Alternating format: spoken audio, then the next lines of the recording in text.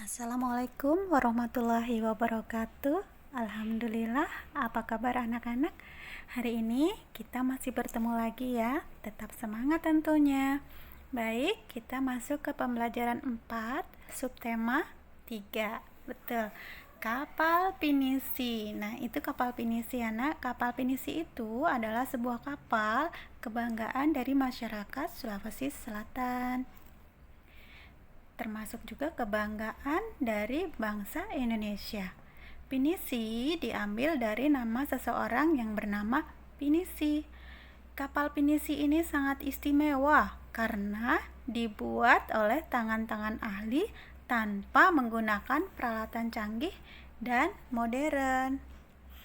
Anak-anak, banyak acara-acara ritual atau acara upacara ritual yang dilakukan untuk membuat kapal pinisi ini.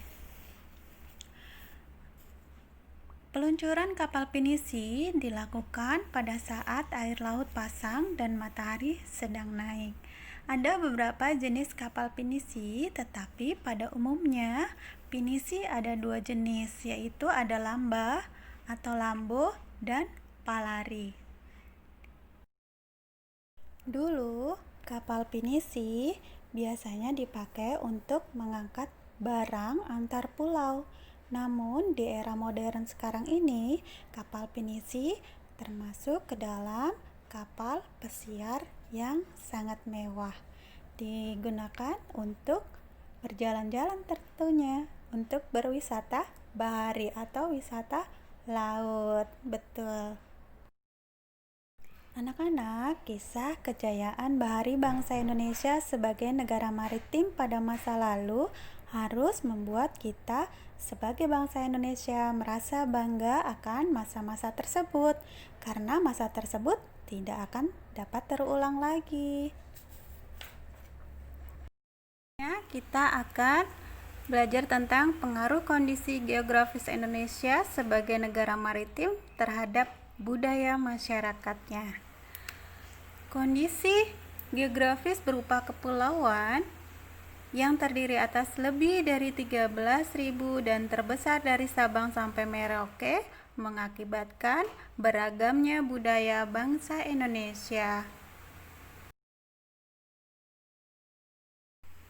Anak-anak, ciri keragaman budaya lokal Indonesia dapat dilihat dari keragaman suku bangsa, keragaman bahasa, keragaman religi atau agama, dan satu lagi keragaman seni dan budaya. Berbagai keragaman budaya memberikan manfaat bagi bangsa kita. Nah, adapun dampak dari segi kebudayaan di Indonesia antara lain adalah sebagai berikut. Yang pertama, karena mudahnya pengaruh luar masuk ke Indonesia, maka masyarakat Indonesia lebih mengenal budaya asing dibandingkan dengan budaya sendiri. Yang kedua, tontonan dan adegan film yang ada kurang bahkan tidak pantas membawa efek buruk bagi bangsa Indonesia. Yang ketiga, dikenalnya kebudayaan Indonesia akibat ramainya perdagangan dan pariwisata yang ada di Indonesia. Yang keempat, timbulnya beraneka ragam kebudayaan dan adat akibat pengaruh dari luar.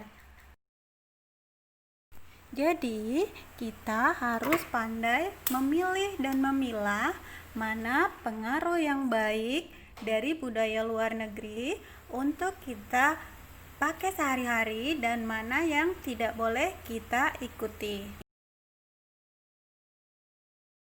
Nah, berikut ini Ibu ada beberapa gambar. Kalian coba perhatikan mana yang budaya hasil percampuran atau peleburan budaya dari luar negeri dan mana yang asli Indonesia.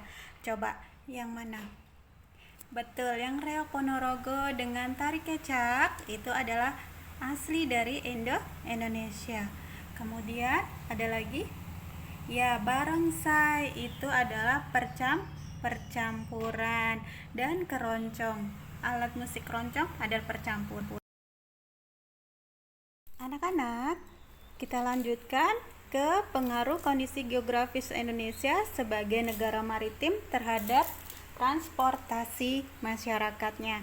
Jadi, wilayah Indonesia itu terbagi ke dalam berbagai bentuk daratan dan lautannya, tentu saja mengakibatkan transportasinya yang berbeda-beda.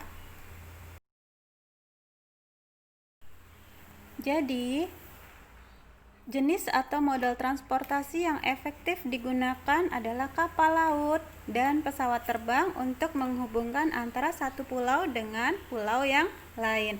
Adapun jalur darat, ada model transportasi kereta api, bis, dan mobil digunakan untuk menghubungkan dari satu daerah ke daerah yang lain. Demikian penjelasannya, semoga bermanfaat. Selamat belajar.